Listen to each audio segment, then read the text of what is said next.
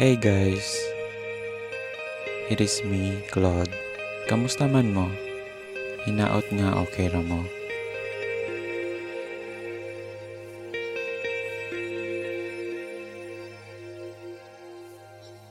This is just a short video para lang mangumusta ko ninyo.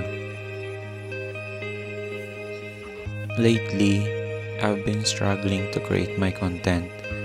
Siguro, gipressure na ako kagalingon.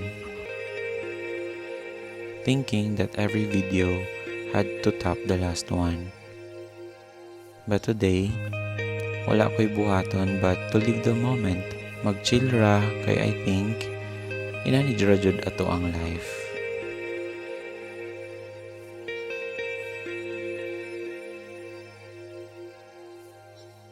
Bitaw, katong bata pa ko, I used to look at my parents or any adults thinking they had everything figured out. Murag confident kaayo sila sa kinabuhi. Maayo kaayo sila sa every decision. Abi na ko if ma-adult na pud ko, kay makaibaw na pud ko sa tanan.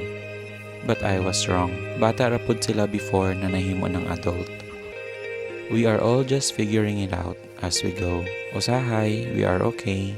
Usahay pud kay basta makapadayon lang.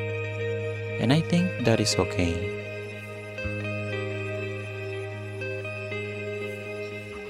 I realized that growing up is not about having everything figured out.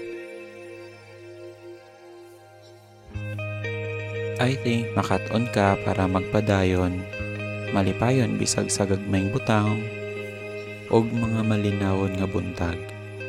Just peace and stillness, living a life in a city filled with skyscrapers. Mao ni purpose sa akong pag-vlog. Not because extraordinary happened, but I want to remember that even my ordinary days deserve to be appreciated. Susama na ako nga feeling lost usahay.